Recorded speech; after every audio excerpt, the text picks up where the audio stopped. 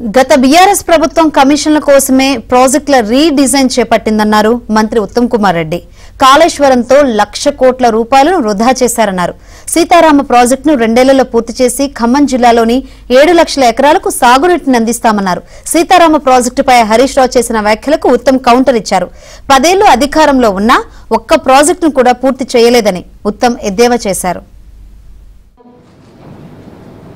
వాళ్ళ కమిషన్ల కకృతి కోరకు ఆ ప్రాజెక్టు కడితే కాంగ్రెస్ పార్టీకి పేరు వస్తుందని ఒక రాజకీయ దురుద్దేశంతో దుర్బుద్ధితో రీడిజైన్ చేసి ప్రాజెక్టు మార్చడం జరిగింది.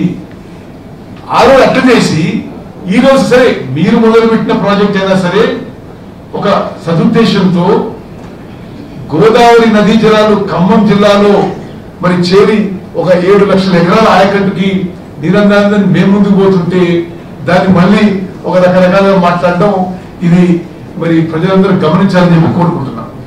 అదేవిధంగా మేము చేసినాం చెప్పిన దానికి నేను మీకు అంకెలతో సహా చెప్పిన 19,000 కోట్ల ప్రాజెక్ట్కి వాళ్ళు దిగిపోయిన రోజు ఖర్చు పెట్టిన మొత్తం అమౌంట్ 7,436 కోట్లు. 39% ప్రాజెక్టు పూర్తి చేసిండ్రు.